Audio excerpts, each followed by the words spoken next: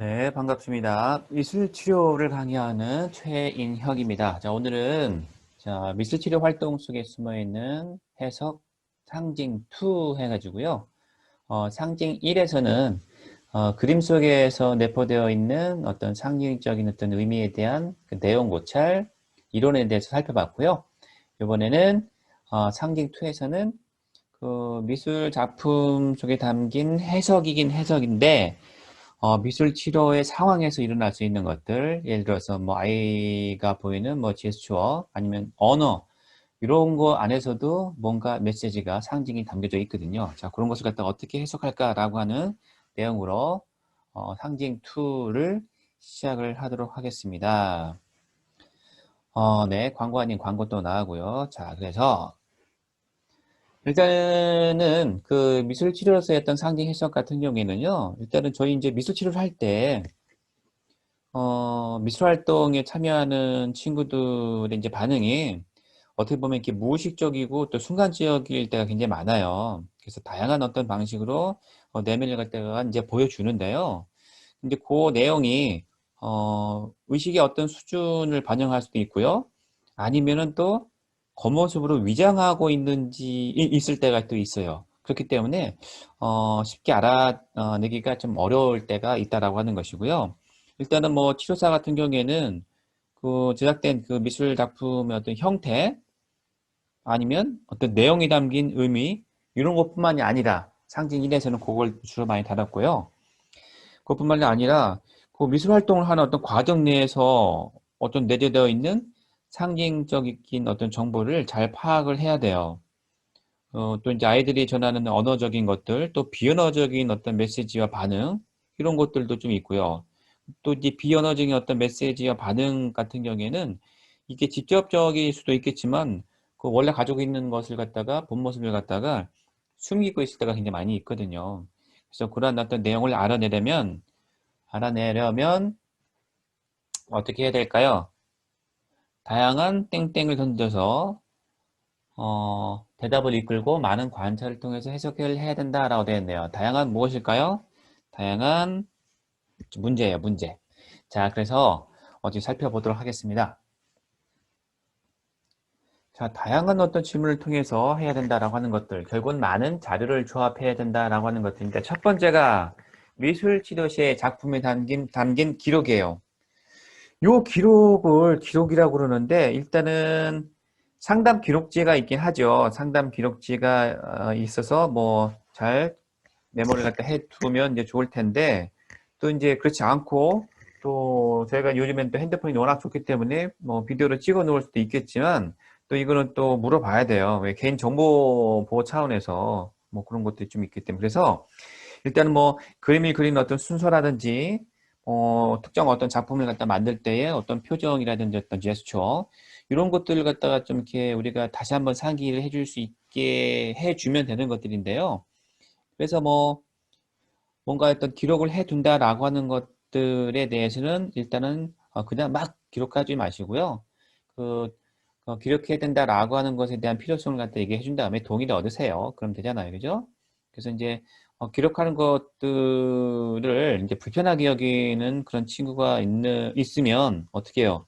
또 문제가 좀 될 수 있잖아요. 그죠?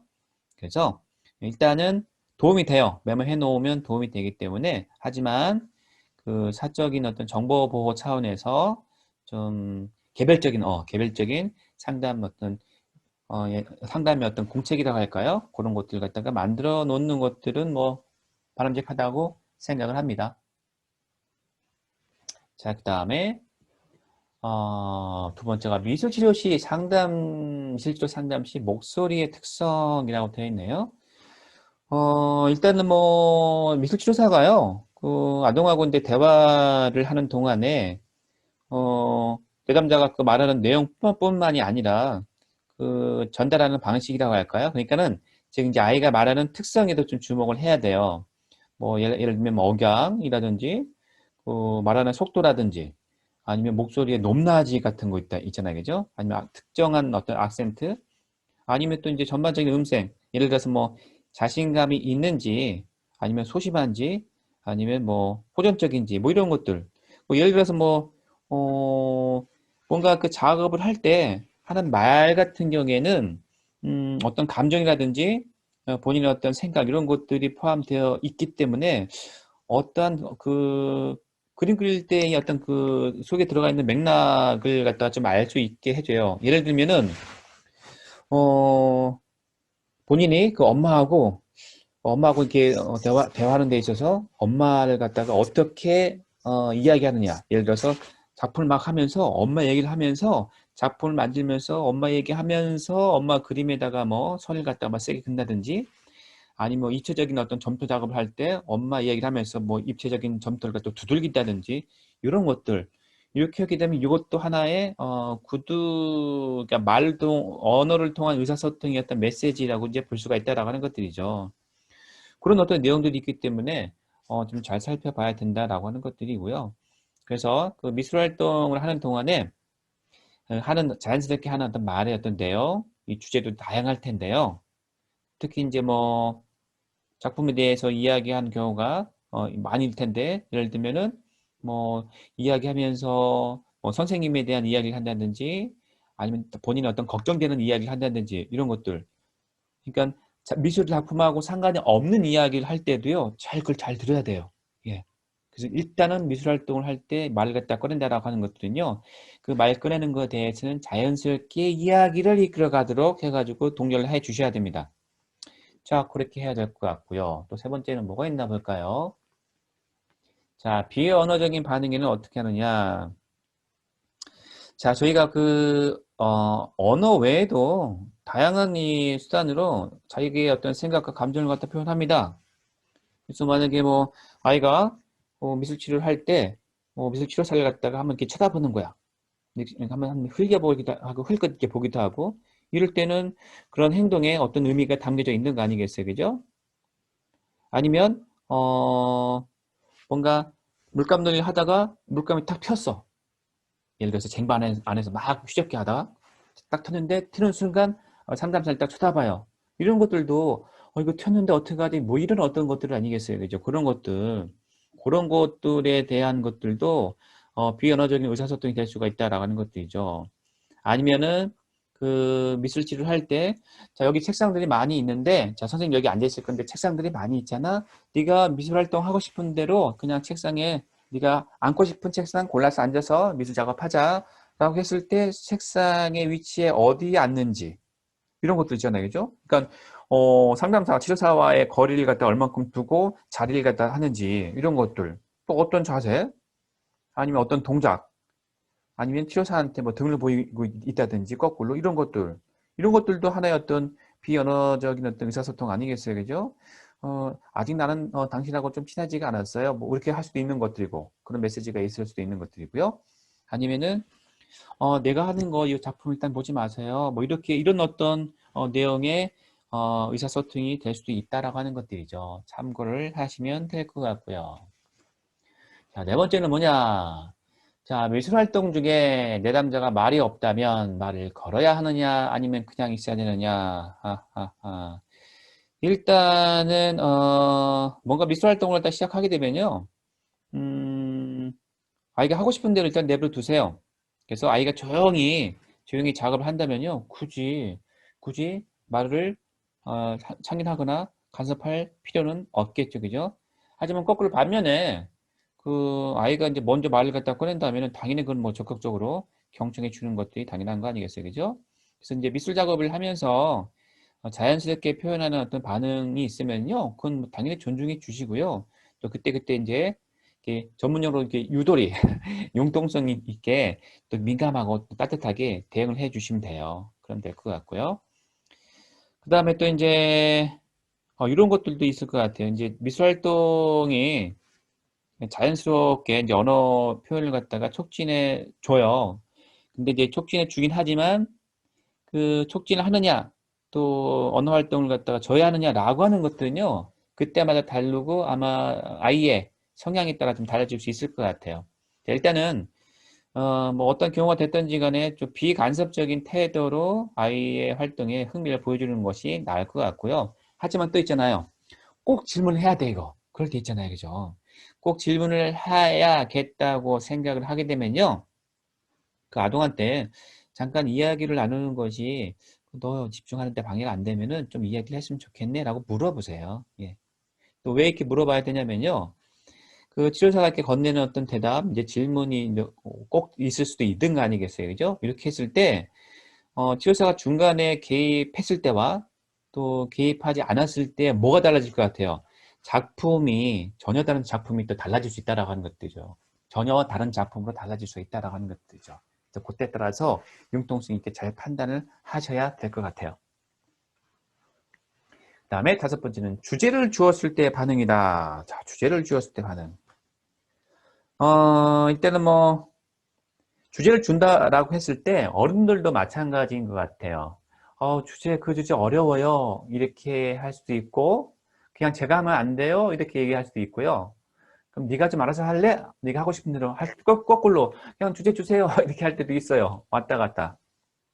그래서 이렇게 반응이 좀 있을 수가 있을 것 같은데요. 그 아동이 그 어떤 뭐 창의적인 어떤 뭐랄까 이 주제를 앞에 두고서 어떻게 반응을 보이냐 하는 것들도 잘 관찰하세요. 이게 주제를 주었을 때 그거에 대해서 뭔가 표현한다라고 하는 것들은요, 어떤 창의적인 어떤 내용을 갖다가 플러스한 것들에 대한 표현이기 때문에 쉽지는 않을 거라고 봐요.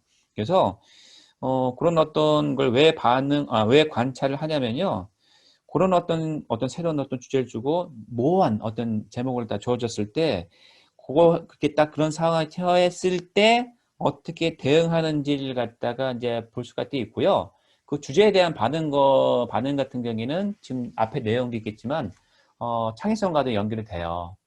그래서 미술 활동이 창의성과 연결도 되고 또 미술 치료를 통해서 창의성이 높아졌다라고 하는 논문 아마 많이 보셨을 거예요. 자, 그랬을 때 이 반응을 갖다 좀 관찰을 하시면 될 것 같고요. 그래서 또 이제 예를 들면은 미술 재료도 어떤 재료를 갖다 선택하냐 이런 것들도 좀 잘 신중하게 좀 살펴보셔야 될 것 같아요. 왜냐하면 어떠한 재료를 갖다 고르느냐 못지않게 또 어떻게 또 사용하느냐 이런 것들도 중요한 어떤 상징적인 의미가 담겨 있을 수가 있답니다. 자, 다음 넘어가겠습니다. 여섯 번째 뭘까요? 자, 치료사와의 친밀감 형성을 어떻게 하느냐? 이건 당연히 뭐 이건 잘 해야 되겠죠. 자, 일단은 뭐 아동 같은 경우에는 성인 상담사, 성인 미술치료사하고 이렇게 만나는 거잖아요, 그죠? 그래서 이 성인 상담사하고 어떤 식으로 이제 접근을 하고 또 어떻게 이게 상호작용을 하느냐라고 하는 걸 갖다 관찰을 하게 되면요, 일반적인 뭐 아이의 어떤 태도라든지 어떤 기대를 갖다 파악할 수가 좀 있어요. 음. 그래서 왜냐하면 또 이제 아이들 같은 경우에는 본인이 생각하고 있는 어떤 뭐 근심이라든지 뭐 이런 것들이 뭐 미술 작품에 이제 나타날 거 아니에요. 투사될 거 아니겠어요, 그죠? 그리고 또 이제 또 하나는 또 본인과 관련된 어떤 인물들, 중요한 인물들에 대한 어떤 것들 이런 것들도 치료사에게 투사를 할 때가 좀 있어요. 근데 이제 이런 친밀감 형성이 잘 더해야지 뭔가 이런 투사도 잘 일어날 것이라고 생각이 되고요. 예를 들면은 뭐 미술 치료사가 아이를 갖다가 뭐 신뢰를 하는지 아니면 뭐 또 이제 아이가 미술 치료사한테 위축된 모습을 갖다 보이는지 아니면 의심적인 어떤 모습을 보인다든지 우호적이냐 의존적이냐 뭐 독립적이냐 이런 것을 갖다 잘 관찰을 하셔야 된다라고 생각을 합니다. 그렇게 했을 때 미술 치료를 이제 받으면서 여태까지 얘기했었던 그런 태도가 어떻게 변화하는지 이런 것들도 주목을 좀 해야 돼요. 무슨 내용인지 아시겠죠? 자, 그다음에 또 일곱 번째인가요? 자, 미술 매체에 대한 반응. 일단은 다양해요. 네, 다양한데요. 때로는 이렇게 접근도 하고 회피의 반응도 보여요. 예를 들면은 핑거 페인팅 같은 거 있잖아요, 그죠? 손에 묻히기는 좀 그런데 이거 뭔가 좀 하고 싶어. 이럴 때는 뭔가 좀 이렇게 접근도 하겠지만 좀 회피하는 그런 반응도 보이기도 하고요. 또 어떨 때는 뭐 신중한 반응을 또 보이기도 하고 또 열정적인 반응도 보이고 하는데요. 이제 아동들이 그 촉각형인 그런 친구들이 있어요. 그런 친구들 같은 경우에는 뭐 만져보고 아니면 또 이렇게 냄새도 맡아보고 관찰도 하고 이런 친구들이 좀 많이 있는데요. 그런 것도 좀 살펴보도록 좀 하시고요. 일단 뭐 아이들이 재료를 갖다가 선택한 다음에는요. 어떤 행동을 하는지 좀 주의 깊게 관찰하세요. 왜냐면 이게 뭐 예를 들어서 뭐 신경질적으로 뭐 갈겨서 뭐 그림을 그린다든지 아니면 깔짝깔짝깔짝 거린다든지 그럴 수도 있고요. 아니면 또 이제 뭐 크레용을 갖다 하다 또 부러뜨리는 거야. 색연필 같은 거. 이런 행동을 통해서는 어떻게 보면 공격적인 어떤 충동 이런 것들도 엿볼 수 있을 거 아니겠어요, 그죠? 아니면 좀 이체적인 어떤 것들은 뭐 점토를 갖다가 요새 점토도 굉장히 많잖아요. 클레이 점토, 그다음에 뭐 천타 점토 말랑말랑한 거 되게 많아요. 그런 것들 갖다가 뭐 부드럽게 만질 수도 있지만 아니면 어떻게 해요?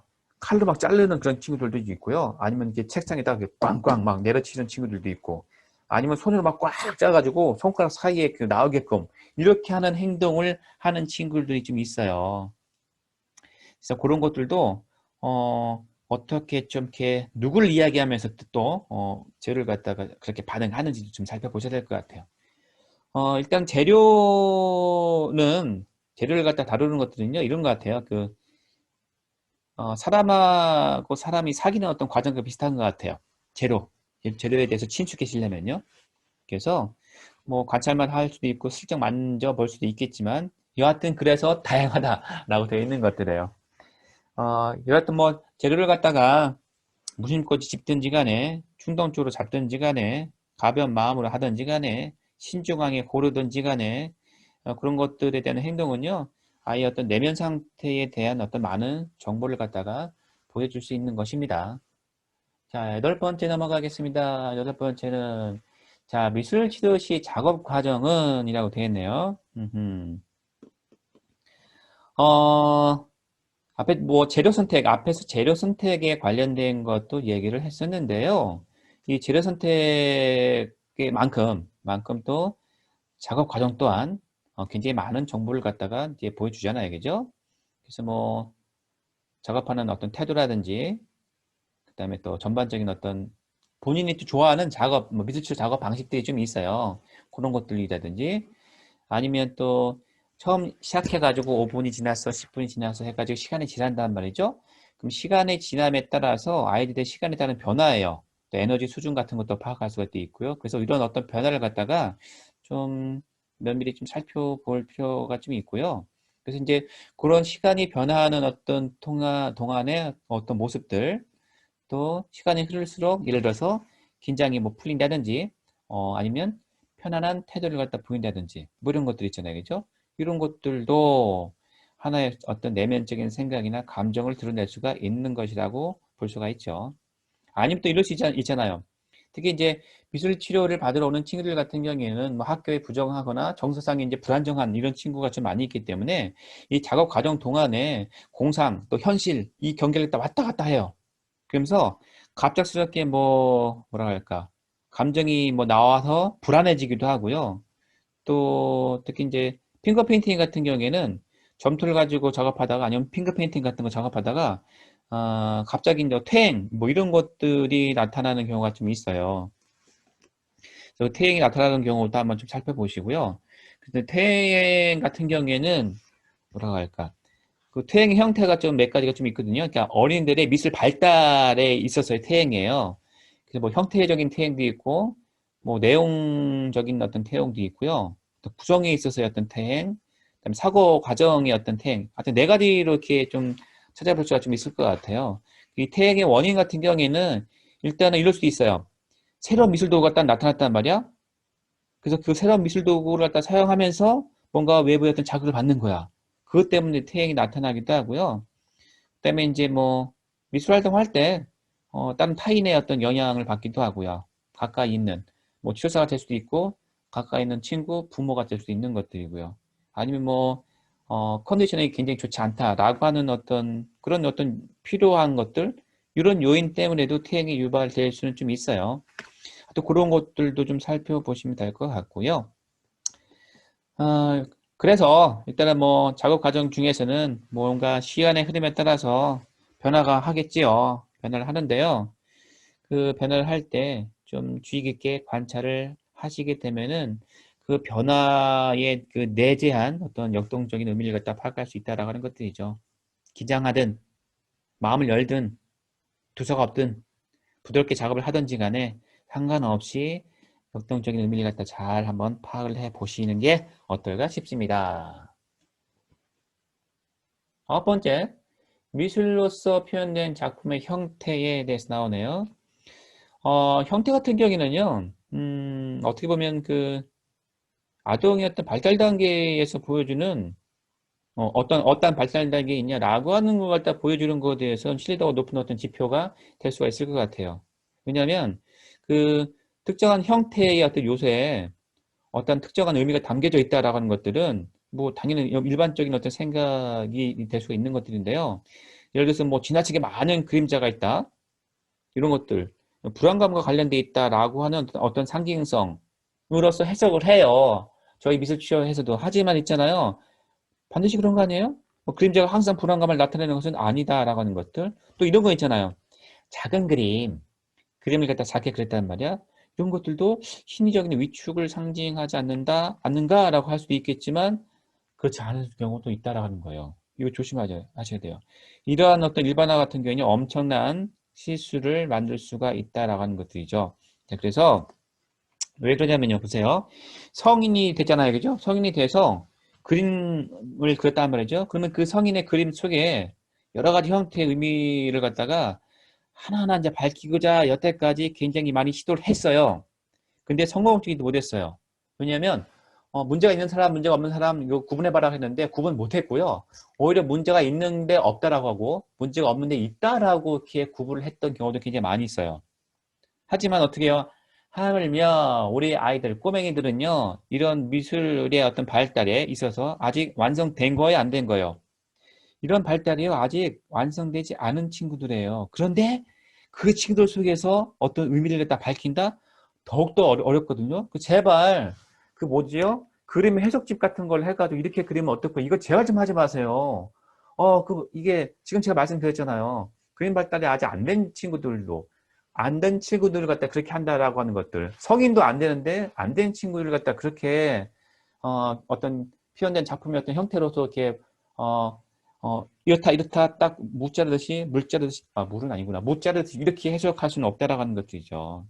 그래서 이런 문제에서 뭐랄까 모르겠어요. 가장 뭐 합리적이다라고 하는 접근은요. 그 일반적인 그 어떤 상관관계가 존재한다라고 하는 사실을 갖다가 인지를 할 필요성도 있고요. 필요한 경우에는요. 이런 가설을 세워가지고요. 항상 그런 어떤 가능성을 갖다 염두해야 돼요. 그렇게 한번 해보세요. 예를 들면은 진짜 위축되는 아이들만 모아. 진짜 뭐 학교에 뭐 문제가 있는 친구들 모아. 그다음에 의존적인 아이들만 모아. 그래서 의존적인 아이들만 모았더니 진짜 의복에 뭐 단추리가 달리고 주머니가 많고 이렇게 뭐 나온다라고 하게 되면 상관은 없겠지만 그런 상관관계는 없잖아요, 지금요. 제발 그렇게 하지 마세요. 그래서 조심스럽게 접근을 해야 된다라고 하는 것들이에요. 하지만 이 형태적인 특성을 지표로 삼을 때도 있지만 마찬가지로 또 신중해야 됩니다. 왜냐하면 뭐 형태적인 어떤 특성에 뭐 불변의 의미가 있다는 일반적인 어떤 일반화를 갖다 경계를 좀 해야 되는데 그래서 뭐 미술 활동을 하는 동안에는요 실제적인 맥락에 의지해 가지고요 합리적인 판단을 갖다 내리시는 게 좋을 것 같아요. 네. 그런 것 같고 또 어떤 얘기가 좀 될 수가 있을까? 네, 그 정도만 하면은 좀 마무리가 될 수 있을 것 같고요. 여하튼 뭐 아동이 만들어낸 미술 작품의 형태적인 요소를 갖다 관찰할 때는요, 무엇을 갖다 그리는지 보다는요, 그 내용이 어떤 식으로 전달되는 데에 주목을 하세요. 이게 굉장히 중요한 내용이 한 거예요.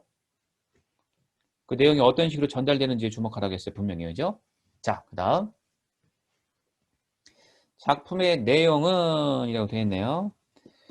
작품의 내용, 일단은, 글쎄요. 일단은 뭐, 첫 번째는요, 뭐, 해당 작품을 만드는 동안에 발생한 언어적인 것, 또 비언어적인 의사소통, 이런 것들. 그래서 뭐, 재료나 어떤 주제, 이런 것들과 연관될 수가 있다라고 하는 거 한번 생각해 보시고요. 두 번째로는 이제 겉으로 드러나는 어떤 표면적인 주제와의 연관성 같은 거 있잖아요. 그죠? 이런 것들도 작품의 내용과 함께 좀 살펴봐야 될 것 같고요.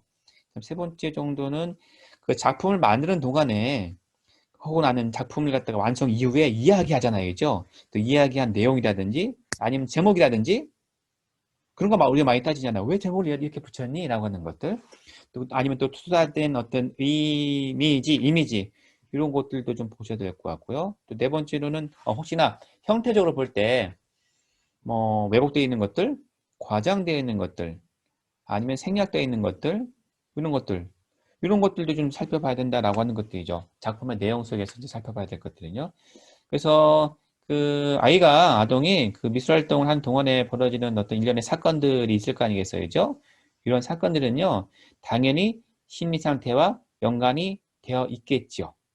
그래서 특정한 미술 활동을 하기 직전이나 직후에 내뱉은 말, 전이나 후, 아니면 그 직후에 취한 행동에는 중요한 의미가 담겨져 있습니다. 그래서 과연 보편적인 어떤 상징이 존재하느냐? 이런 거에 대해서는 글쎄요, 좀 생각을 좀 해볼 문제가 될 것 같고요. 뭐 어떤 특정인 어떤 상징의 어떤 특유한 의미 같은 거 있잖아요, 그죠? 이런 것들은 일단은 뭐 전반적인 어떤 태도, 또 언어 사용하는 것들, 그다음 어떤 제스처 이런 것들과 함께 좀 신중하게 판단을 해보는 것이 어떨까 생각이 됩니다. 그다음에 마지막인가요? 자, 그래서 이것저것 포함 중에 위장이 되어 있네요. 일단은 아동들이 그 미술 치료했을 때에 만든 작품 속에는요, 그 표상된 아이들의 어떤 자아가 언뜻 봐서는요, 그 알아차리기가 힘든 경우가 굉장히 많이 있어요. 그래서 그 아이들 같은 경우에는 어떤 비유를 통해 가지고 전하는 의미를 갖다가 온전히 이해를 하려면요, 그 치료사 같은 경우에는 아이들의 어떤 행동, 아동의 행동을 갖다가 세심하게 관찰하라. 오늘 세심하게 관찰하라는 내용이 굉장히 많이 나오네요. 실제 그렇게 해야 돼요. 세심하게 관찰도 하고요. 그다음에 아이가 하는 말에 대해서 말을 갖다가 잘 좀 옳게 이끌어낼 필요가 좀 있다라고 봐요. 그래서 그 위장이나 또 왜곡되어 있는 어떤 정도는 그 실제 뭐 작품마다 또 아이마다 또 굉장히 다양해요. 왜냐하면 또 이제 작품을 만들 때 처음부터 이제 인물의 어떤 대상을 그리고 이게 나예요. 요 슈퍼 히어로가 나예요. 이렇게 해가지고 나를 갖다가 뭐 이야기하는 친구들도 있고요. 거꾸로 또 이제 이 왜곡하는 것들이 좀 심해가지고요. 전혀 다른 또 나로서 이렇게 또 성별도 바꿔서 이렇게 설정하는 것도 굉장히 많아요. 아니면 동물로 나오기도 하고요. 그 학교 생활하였었는데 그냥 일진, 이진 이걸 따지잖아요. 그죠? 맨날 혼나는 거야. 맨날 맞는 거야. 일진이당. 그래가지고 왼수를 좀 갚아줘야 되는데 못 하는 거죠. 그래서 어떤 친구가 있었냐면 학교 생활을 그러는데 강아지가 똥을 싸는데 똥을 밟고 으윽 하는 이런 모습을 그렸어요. 그래서 왜 강아지가 똥을 딴 적이 있어 했는데 그게 아니라 위장된 거예요. 동물로서 자기가 다 위장시키는 거예요. 그런 경우가 있었어요. 그래서 뭐 환상성의 어떤 생명체로 나올 수도 있는 거고요. 아니면 어떤 추상적인 어떤 대상으로 자기가 다 반영해 줄 수도 있다라고 하는 것들이죠. 그래서 이제 하지만 또 그 위장이나 왜곡이 정도가 아무리 또 심하다라고 하더라도요. 말하는 거 잘 들으세요. 눈동자를 잘 쳐다보시고. 그래서 말하는 것들 행동을 갖다 단서로 담아가지고 투자 과정을 갖다가 차근차근 따라가잖아요. 자, 그러면 이게 아동이 무엇을 갖다 상징하는지 알아낼 수가 있습니다. 예. 자, 이렇게 해가지고요. 상징 2가 이 정도면 마무리가 돼야 될 것 같습니다. 하여튼 뭐, 작품에 대한 태도 같은 경우에는요, 뭐, 좀 귀중하게 잘 좀 다루시고요. 또 이게 성의 없어 보인다라고 해가지고 대충대충, 이게 뭐냐, 이런 식으로 또 미술 작품을 다루게 되면 아이가 또 삐질 수가 있다라고 하는 것들이죠. 자, 여기까지 해서, 상징 2의 영상은 이 정도로 마치도록 하겠습니다. 자, 고생하셨습니다. 또 다음에 다른 주제로 좀 만나 뵙고요. 또 준비를 하고 있는 내용들은 있는데요. 혹시나 이 영상 들으시는 분들 중에서 이런 것을 진짜 내가 좀 궁금하고 하거든요. 라고 하는 것들이 있으면요. 좀 이렇게 댓글을 통해서 올려주셔도 될 것 같고요. 하지만 장난 삼아서 막 이렇게 올리지 마세요. 왜냐하면 이거 하나 만드는데도요. 굉장히 시간이 많이 걸리더라고요. 굉장히 힘들어요. 하여튼 그렇게 해주시고 관심 있는 것들 굉장히 궁금한 거다 라고 하는 것이 있으면은 한번 문자를 주시기 바랍니다. 자, 고생하셨습니다.